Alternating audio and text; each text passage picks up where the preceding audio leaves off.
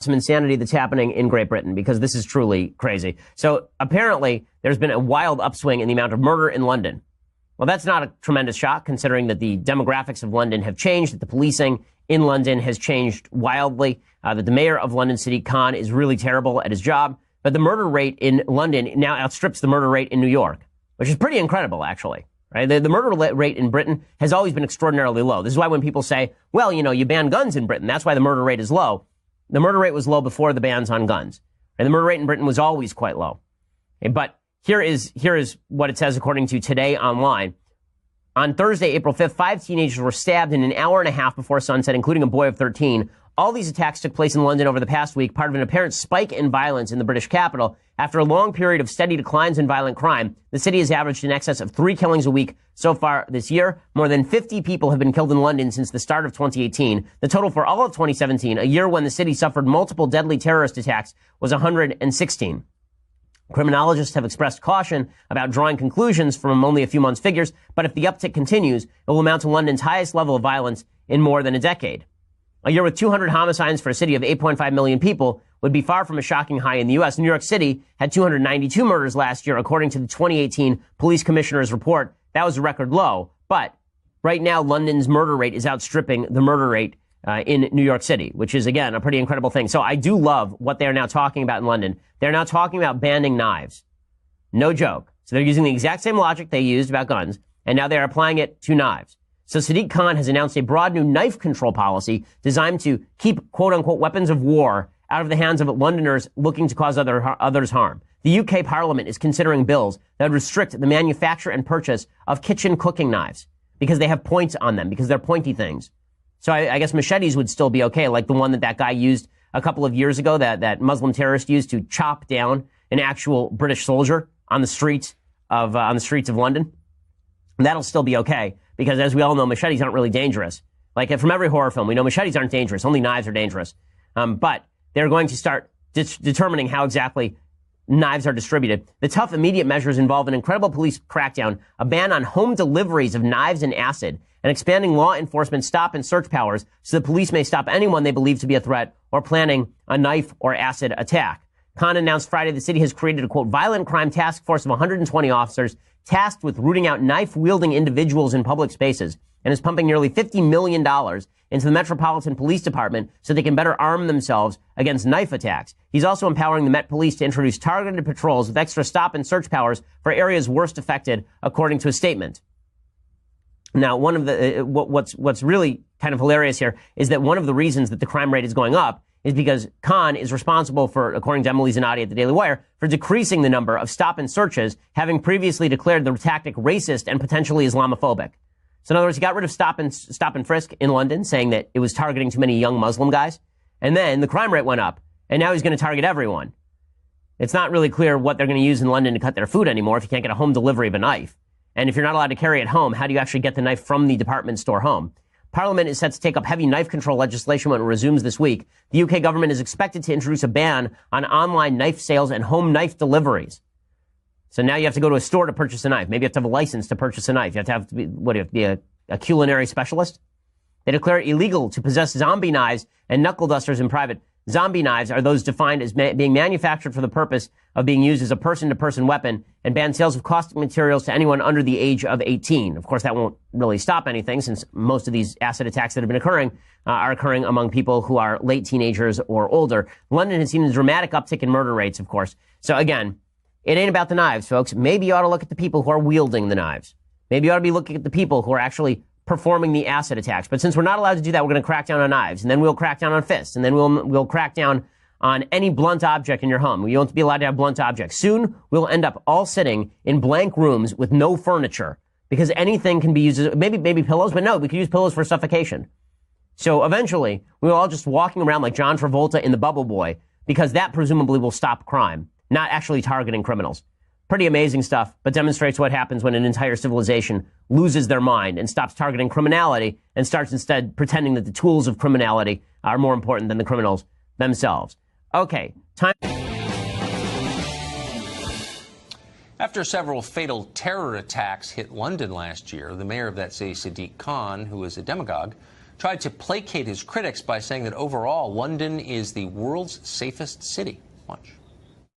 London is the safest global city in the world and one of the safest cities in the world. But we are a very safe city.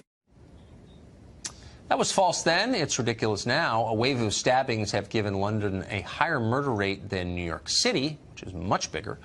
On Thursday, 6 teenagers were stabbed in London in 4 separate incidents over just 90 minutes. Why is this happening? Why is it accelerating? Katie Hopkins, a lifelong resident of the UK, columnist at The Rebel, author of Rude, joins us now with an explanation. Katie, what's going on in London? Doesn't it just make your skin crawl to hear that London mayor still trotting out? And just 2 days ago, the same lines, London is one of the safest cities. And if you go amongst London right now and talk to regular people in Britain, they wouldn't dream of taking their young people to London, because we now have a higher murder rate than New York. We have a major problem with black gangs in different areas of London, in different postcode, zip code regions. Black gangs, rival black gangs, are killing each other. And that figure you mentioned, 6 in 24 hours, it actually went up to 9 stabbings yesterday. And for every stabbing carried out by one tribe, one gang, that will be revenge. There will be vengeance for that. So it's a perpetuating crime level, and it's a crime wave we're going to see rising. And it's a serious problem here in London that the mayor and the head of the Met won't talk about it, because it involves young black men and they're too afraid of being called racist. Well, that's it right there. I mean, London has had crime problems in centuries past at various points. But what's changed is the unwillingness of the people in charge to acknowledge it, and their willingness instead to lie about it and punish anyone else who doesn't lie about it. So when he says the lie that London is the safest global city, how do people respond in London? Do they kind of nod in a bovine way? Oh, yeah, of course it is. No, absolutely not. In fact, there's quite a campaign, and it's building now to get Sadiq Khan out. And I see myself as one of the cheerleaders of that campaign, of course. Frankly, if little Sadiq Khan could take off his ballet shoes and his tutu and stop dancing around the issue and address the problem head on, we have a problem with black gangs in London. These are a syndicated crime gangs in different areas attacking each other. We need to do profiling of the attackers. Then we need to quadruple our stop and search efforts. He got into power saying he would do his best to stop and search, because it unfairly targeted young black men. Well, I say tough luck. If young black men are the guys mostly committing this crime, then young black men can expect to be stopped and searched. And frankly, if it was white conservative women doing the stabbing, I'd be very happy to be searched every day if it saved a life. But this lot are so politically correct, they are prepared to let London fall, let young boys die on the street, slaughtered every night here, because they don't want to be called racist. And I think that's a sickening state of affairs here in the UK. But it's a very recognizable theme for us over here. Katie Hopkins, thank you for that. Appreciate it. Good luck with that campaign. Thank you, Tucker. As the gun debate heats up around this nation, does it ever go down? Some on the left are calling for a full repeal of the Second Amendment, including one Supreme Court justice. But how is gun control working with other nations? You're not going to believe this. A new report from the London Times reveals that the murder rate in London has surpassed New York City for the first time in modern history, despite London's strict gun laws that really kicked in the 1920s. So what can the U.S. learn from these numbers and what to avoid? Former UK Independence Party leader, Fox News contributor Nigel Farage joins us right now. Nigel, I was stunned by this. Were you? Yeah. No, I'm afraid the rise of violent crime in London has been going on now for some years. It isn't just gun crime. There's been a 40% rise in knife crime during the course of the last decade, and the new phenomenon of acid attacks. So we really have got a big problem in some of the boroughs of London. And what we're seeing, this is not about rules, it's about policing. And we used to have something called stop and search, where the police would stop a suspect to see whether they were carrying a knife. We've stopped doing that. Do you know why? because the police are too fearful of being thought to be racist if they pick up somebody who's black. So what you've now got is political correctness is killing people in London. Well, and why here, which is not exactly devoid of political correctness, don't we seem to have the problem in a major city that they thought was going to be, ridden with crime in the 1970s and part of the 80s?